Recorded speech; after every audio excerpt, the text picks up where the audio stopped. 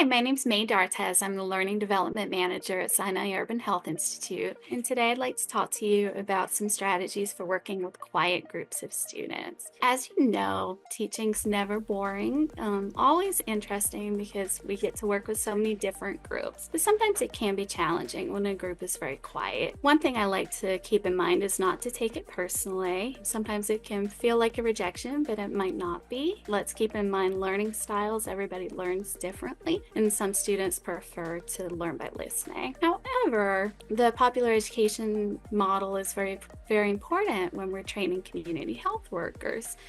Keeping that in mind, it's very important that students have a chance to learn from each other, not just from us as facilitators. Because of that, there are some approaches that I usually take. There's three different ways. My first way is if it's a live virtual training, I'll invite them to write their answers in the chat box. Then I'll review the chat box and choose an interesting comment and call on that one student and ask them if they could provide a little more detail or tell some more. Another thing I like to do is to put students in small groups.